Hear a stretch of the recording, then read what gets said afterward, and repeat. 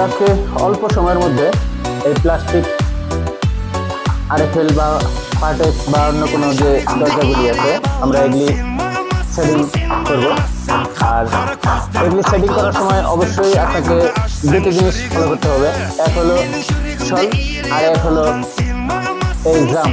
আপনি যদি অতিরিক্ত জাম দিয়ে থাকেন তাহলে কিন্তু এটা একদিক থেকে আরেক দিকে চলে যাবে। আর দ্বিতীয়ত হলো সল অথবা লেভেল, এই দুটো যদি ঠিক না থাকে আপনি পাল্লাগুলি যে জায়গায় রাখবেন সে জায়গায় কিন্তু থাকবে না। তা আমি সেটিং করি, দেখতে থাকেন।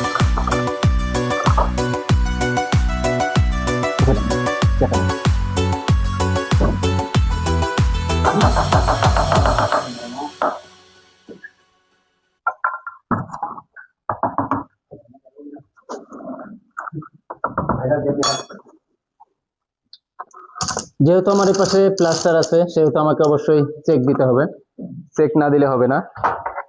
প্লাস্টারটা আমার ডিস্টার্ব থাকতে পারে, সেক্ষেত্রে আমি অবশ্যই সলভ করে নিব।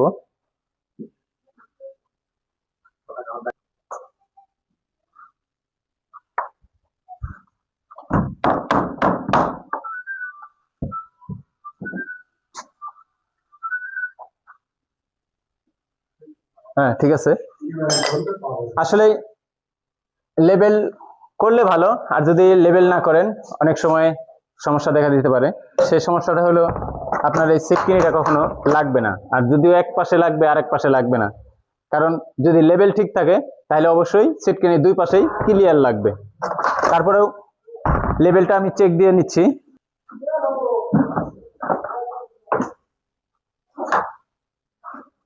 হ্যাঁ ঠিক আছে, একেবারে ক্লিয়ার আছে। তো যদি ভিডিওটা ভালো লাগে অবশ্যই পাশে থাকবেন, পাশে রাখবেন। ভালো থাকবেন, সুস্থ থাকবেন। আল্লাহ হাফেজ।